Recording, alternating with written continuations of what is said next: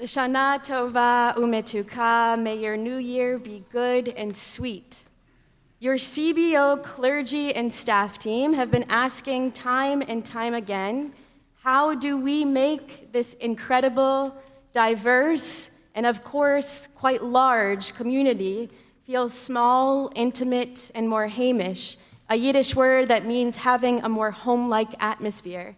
This evening, I want to boldly proclaim that to be a part of a community means showing up for those you don't even know. There's a text in the Mishnah in Midot Tutu, a book that discusses measurements as they relate to the Holy Temple in Jerusalem, that describes a pilgrimage ritual from the time of the Second Temple. During the three religious festivals, Sukkot, Passover, and Shavuot, hundreds of thousands of Jews would ascend to Jerusalem that was, and some might argue remains, the center of religious and political life. During these pilgrimage festivals, they would climb the steps of the Temple Mount and enter through the enormous plaza. En masse, they would turn to the right and continue on by circling counterclockwise. Simultaneously, while this was happening, the brokenhearted, the mourners, and most likely the sick and the lonely would continue on the same ritual walk, but they would turn to the left and circle in the opposite direction, as together they would step against the rest of temple dwellers. Each and every person that was to encounter a mourner, a broken-hearted person, someone ill, or someone in unwanted solitude, they were encouraged to look into that person's direction and inquire, what happened to you? Why are you walking in the opposite direction? You can imagine the different responses. My spouse died suddenly and we had so much more life to live together. Or perhaps our village was raided and we lost everything. Those who walked from the right would offer a blessing. May the Holy One comfort you, they would say.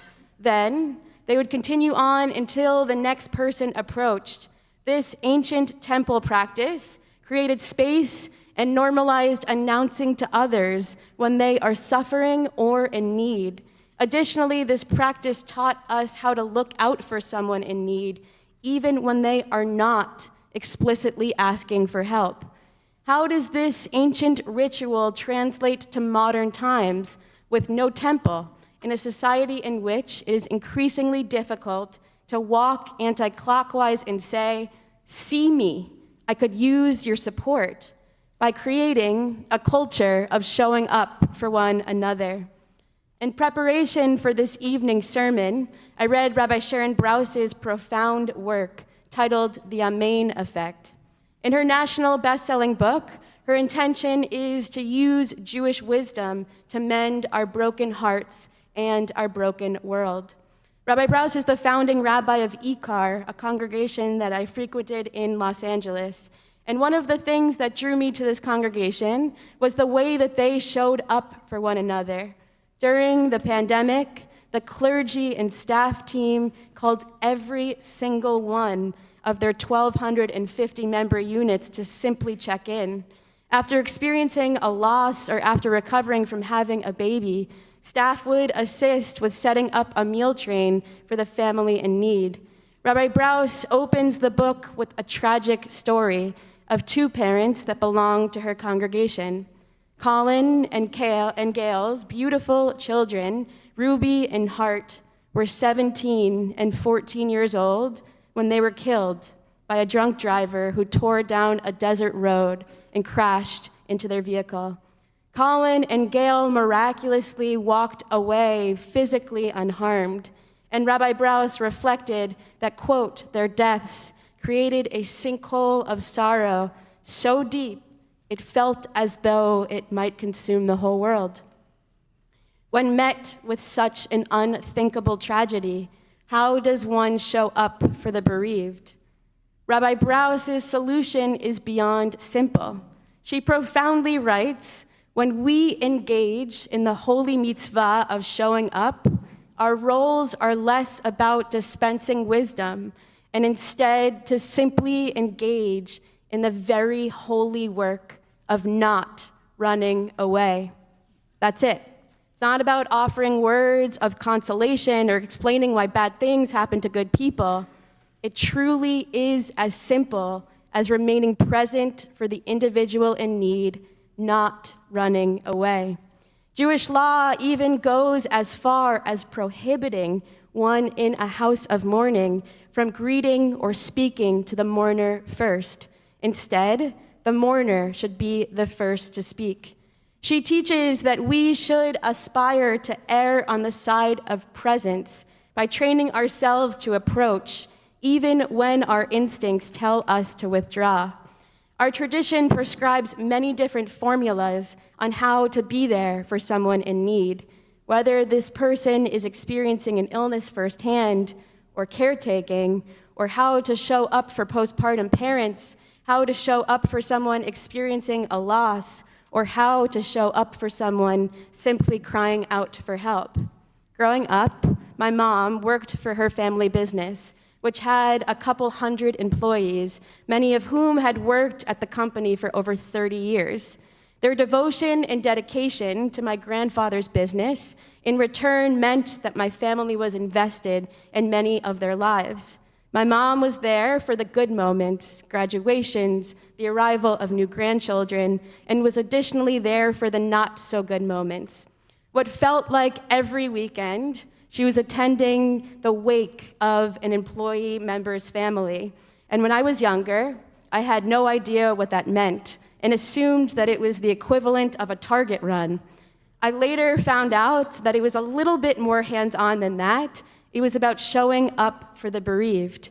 Not only was my mom able to show up for her employees, but she was able to show up for both her nuclear and extended family while working full-time, I might add.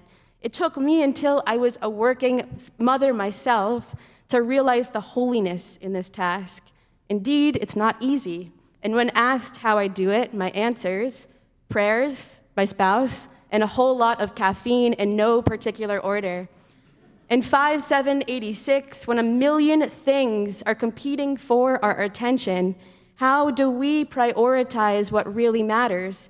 How do we show up as fully present in the moments that mean the most? I recently accompanied a 91-year-old congregant through the loss of her husband of 72 years. She was there, holding his hand as he took his last breath, just as she had been for their 7 decades together. She called me the day after the burial and shared with me something so incredibly profound. She shared that after caring for her husband during his 6-month-long illness, and after he took his last breath, and was no longer in obvious pain, she was relieved. She had no regrets, no guilt, and felt a tremendous sense of peace. She put in the time, the work, and the unconditional love. Her story is somewhat unique. I have accompanied many other individuals through the valley of the shadow of death, while some are holding on to guilt. For one reason or another, they weren't there when their loved one needed them. They didn't call regularly to check in, or the chaos of their own life took away their peripheral vision. None of us are perfect. With so many things competing for our attention at any given moment, it's inevitable that something will fall through the cracks. In the year to come, how can we kick our guilt to the curb, which our tradition is no stranger to? Rabbi Brausch shared the answer in a recent New York Times article. May we each, she writes, reach out in our strength and step forward in our vulnerability. Our tradition holds the value of showing up for those that are ill in the community at the utmost importance. There's a story in the Talmud about one of Rabbi Akiva's students, a leading Jewish scholar and sage.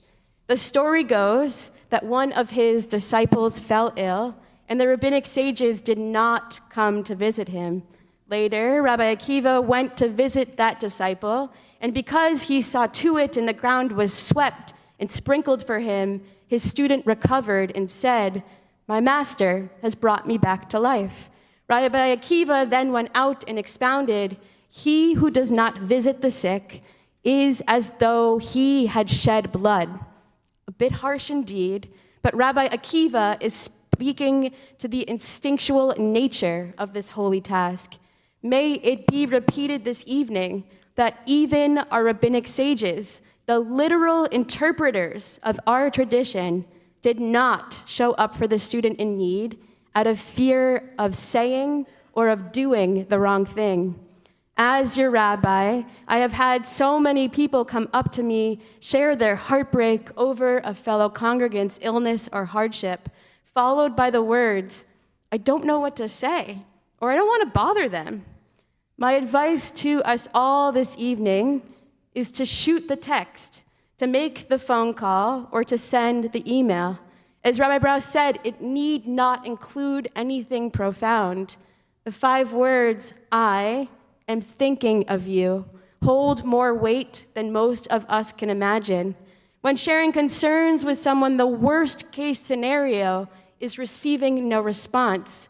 But the best case scenario is making the life of illness and of caretaking a little less lonesome. I have witnessed firsthand the difference in outcome between those experiencing illness, loss, and hardship in solitude versus those with an army of support. Physical presence is a tremendous gift. I will be the first to admit that there are many stages in life in which showing up might be difficult to do so. Whether you are caring to toddlers, are currently in the trenches of schlepping teens, or caring for ill parents or an ill spouse, I see you. There was one such instance that I would like to share this evening. Being wed to a rabbi provides the best in-home counsel, but there are moments in which navigating 2 pulpit positions while simultaneously managing childcare feel a tiny bit onersome. There was one such evening in which I was leading a Shiva minyan, and my husband was set to lead another. Our babysitter, the deceased, was a beloved rabbi. Our babysitter was unavailable, and we were trying to decide what to do with our then 1.5-year-old. My husband brought our daughter Rena to his Shiva minyan, and to be honest, I felt uneasy about this. How would the mourners take this? Would this be an unwanted distraction from the deceased? I was proven very wrong that evening. One of the sons of the deceased, an RK, or rabbi's kid, took my husband aside and said, "Thank you so much for bringing your daughter. Our dad took us to countless Shiva minyanim, and it left a lasting impression on me on how to show up for people. Promise me, at every opportunity you have, you will take your children to sit Shiva with you." You heard him, exposing your children to what it looks like to show up for someone in need is not inconveniencing the person, but quite the contrary. How can we rewire ourselves to teach our children to approach, even when our instincts are telling us to withdraw? What does this look like in practice? A few Friday nights ago, I made a practice of calling our congregation's attention to the Misha Berach list. On this list are members or relatives of our precious congregation who are experiencing illness. I invite you, each and every time you are here on Friday night, to take a look to see who in our congregation could use thoughts of care and of concern. I encourage you to make it a weekly practice to reach out to that person. In addition, reach out to that person's caregiver to offer words of encouragement. My prayer for us as we enter the year 5786 is that we put our best foot forward for showing up. These days, as overprogrammed as we may be, and despite how flooded our inboxes may remain, Look out for the death notice or even the recent wedding announcement. Consider attending the funeral service or paying a Shiva visit, even if you didn't know the person or their family. As we are approximately an hour and a half into the year 5786, it is on us to look out for people and keep tabs on them that are struggling. Just as we are able to spot a new haircut or a new dress for Yontif, we should be able to see the signs of stress and of great need. Don't assume that someone else will make the minyan or contribute to the meal train. By caring for one another in times of great need, together, we will continue to build the incredible, diverse, large, and at the same time, Hamish community that we can all proudly stand behind. L'Shana Tova Umetuka.